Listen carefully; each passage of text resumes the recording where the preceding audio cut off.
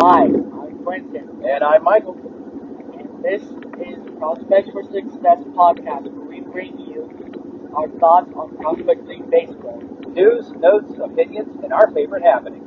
Thanks for joining us for episode 2. Okay, so as we're recording this, we are on our way back from what has turned out to be the first game for both the Paints and the Kings. Their game yesterday was supposed to be the opening night in Springfield, Ohio. Due to some inclement weather in the area, that game was suspended. They didn't get to finish that game yesterday. So this was their first game. Ended up in an 8-5 Paints win after the Paints were losing early 3-0. What did you see tonight? I saw some, great pitching. Jake Norris, Chillicothe. Started out strong, but, the Kings will find a way to overcome that, and that's what they did tonight. Jake pulled him early, but still, three inning start for Jake Norris. He did really well. Yeah, this was I would say this was kind of a damage control start for the Paints. I thought it was interesting. They were down 2-0 early, and Kings had a runner on second, or I'm sorry, runner on third, and less than 2 outs. And sometimes in that kind of a situation, you'll pull the infield in because you want to try to cut that run down at full plate. Paints didn't. They played the infield back, got a ground ball, so they conceded the run to get the out, and so that made it 3-0 at that point. You're kind of like, oh, okay, I don't know if that was really the right decision. But the Kings didn't score another run the rest of the game. For the Kings, Connor Lockwood was rolling. The first time through the Paints order, he looked like he had everything working for him. But the second time through the order, things got really rough for him. He only lasted 3 1/3, and then the Paints ended up scoring all 8 of their runs in that 4th and 5th inning.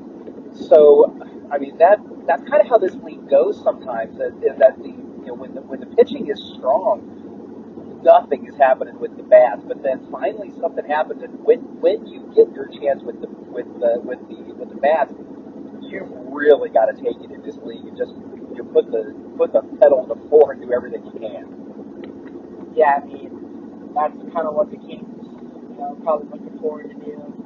Once they get a couple runs in, they're not going to stop, and you're going to see that, once they play teams like West Virginia, Millrats, Aviators, Danville. You're going to see teams that'll step up to the Kings. The Kings will try everything that they can against those teams. And once you see that, I mean, this is only the first game for this team, so there's plenty of time for their team to build a connection and get really good.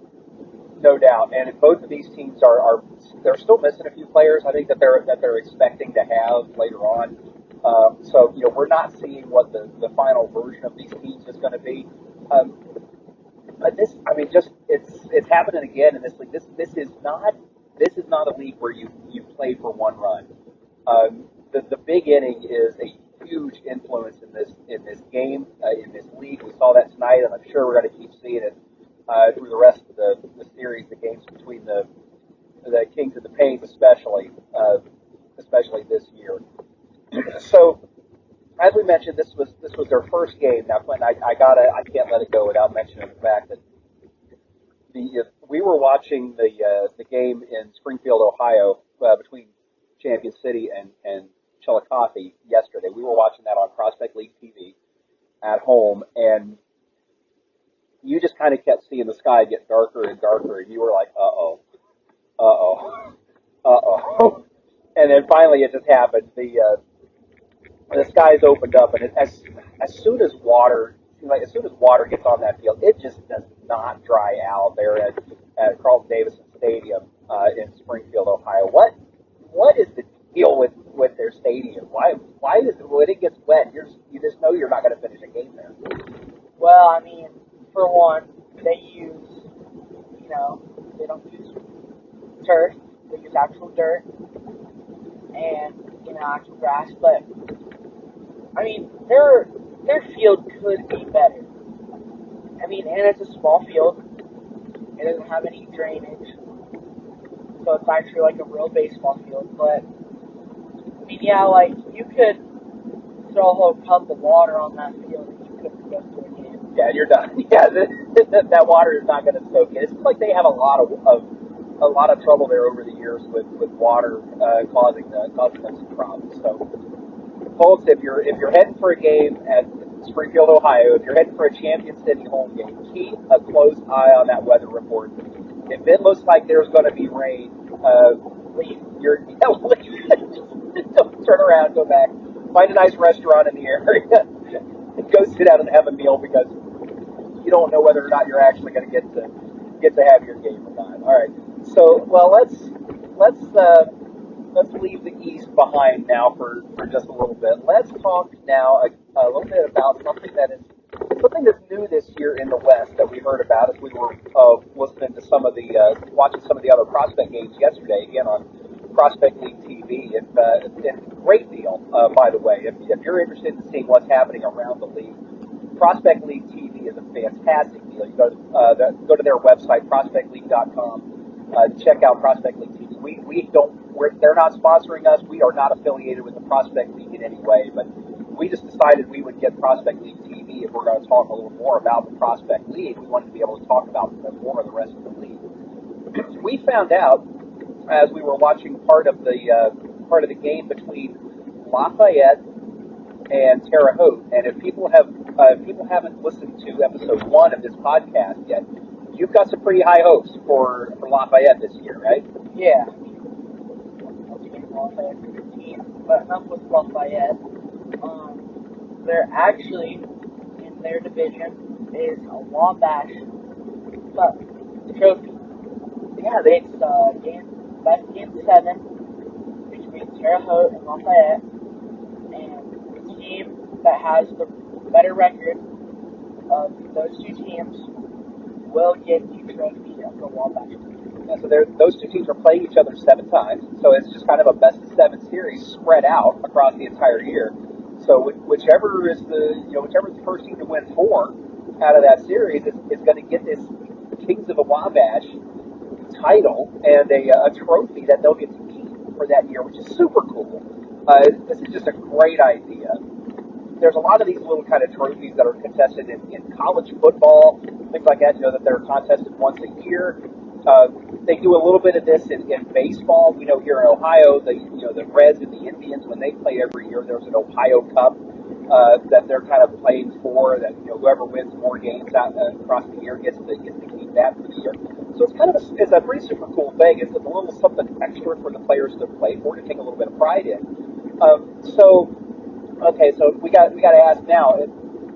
Besides the 2 teams from Indiana, so that's a natural fit. Who else? What other 2 teams do you think should have a trophy like this that they play for? And then what would that trophy be? Well, I mean, you got the Ohio River Valley, that side. So I feel like since the Kings are in Ohio, so Falcons in Ohio. I mean, those are the only 2 teams that are in Ohio. So maybe we can, in the future, we'll see a little bit of Kings versus Chile for an Ohio Valley Cup. Yeah, I think that's a natural fit. I really do. That Chillicothe and Champion City could come up with a trophy, some sort of an Ohio-based trophy, US 35 or something like that trophy that these 2 teams could play for. That would be big. But come on now. I mean, the long-time rivalry that exists between Chillicothe and the West Virginia Miners. Here's what I think we need to do. I think we need to make a trophy out of. We need to get one of Big Paul's old Miners hard hats, and we need to get one of Chief Crazy Horse's horseshoes, and we need to use both of those to make a trophy.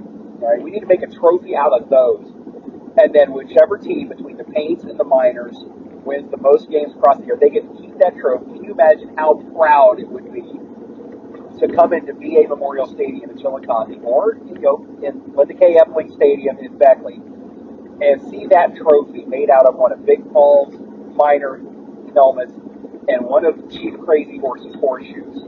How beautiful a trophy that would be, and how proud a team would be to have that trophy in their possession for a year. Yeah, I mean, I've had some run-ins with Crazy Horse for quite a while now. He keeps his eye on you when we're at VA Memorial Stadium. He finds you, he lets you know that he's got his eyes on you. Yeah, I mean, I have run-ins with Chief Crazy Horse, but I mean, Big Paul, I love the guy. I mean, I got a lot of respect for him.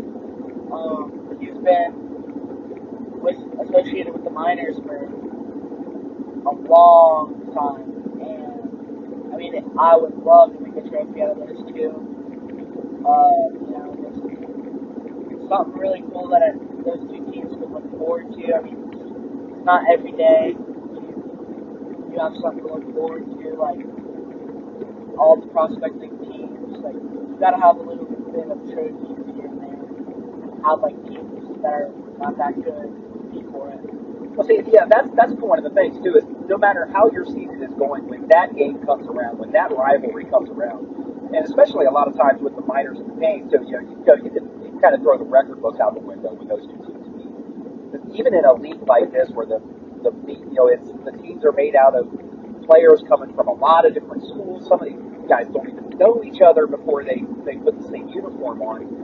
Somehow that rivalry between the Paints and the miners always seems to jet up. It always seems to get a little bit, the temperature gets a little hotter under those games. So I think a trophy for those games would be just a super cool way to jazz that series up and make sure that it always really means something, even on those odd years where it's not those two teams looking for trying to maybe knock each other out of the playoffs. I mean, yeah, you're right about one thing. Every time there's two teams, it doesn't matter if it's at PA Memorial Stadium or with the Catholic Stadium. It does not matter. You can put how many fans you want, and there'll still be a great game between those two teams. I mean, there'll be one game where the Paints will blow the miners out of the water. And then, the miners will come back the next day to the same game, and it's back and forth every time. I mean, but let's be honest, the fastest player I've seen are two teams, Austin Norman and Dallas Holt.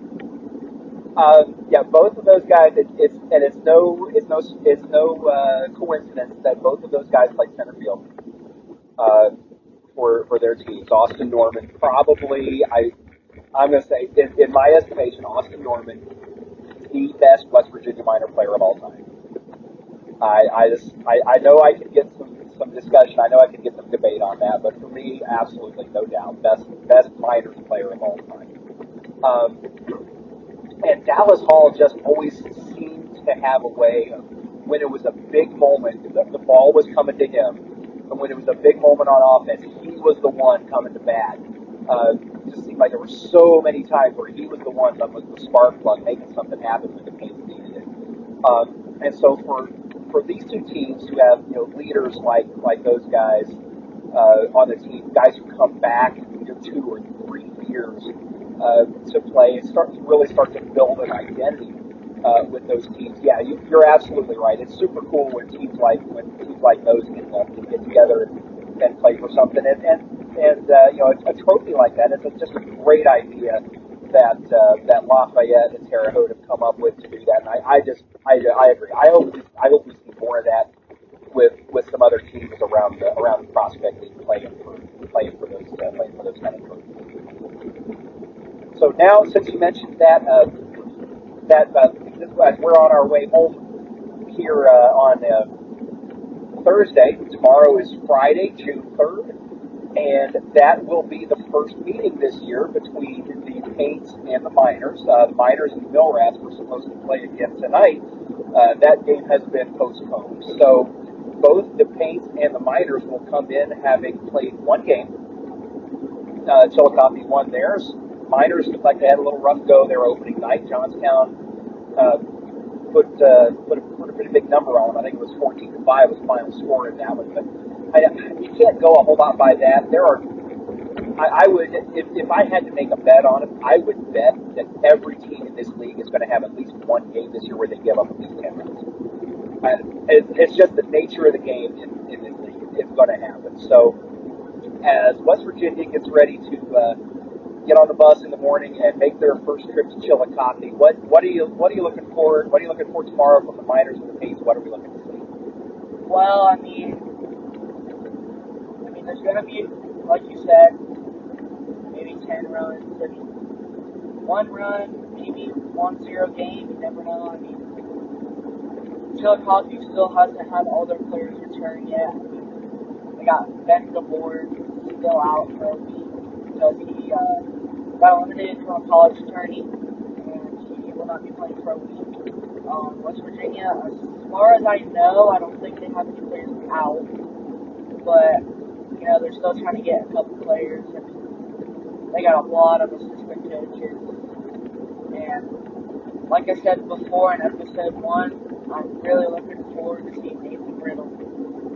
My guy Nathan Riddle, I mean, he's starting off. I mean, don't know if he started against Johnstown or not, but he's really good. I mean, you'll expect him to play really good against the Paints. I mean, as far what I've seen today from the Paints, they could definitely do against the Miners. I mean, they could do what they did today against the Kings, they could do against any team, prospect team. Yeah, I mean, when you put up 8 runs and nothing via the home run, you got to be doing some small things right. And so I totally agree with you, especially when the Paints and the Miners get together. It can just as easily be a 1-0 game as it can be a 12-11 game. I mean, you just never know what you're going to get between these two teams, and that's kind of part of what makes this so exciting and so cool every time that these two teams get together, especially in the prospect league. So that's going to wrap it up for episode 2 right now of our Prospects for Success. Thank you so much for joining us, and we will talk to you again real soon. Yep. We'll see you tomorrow.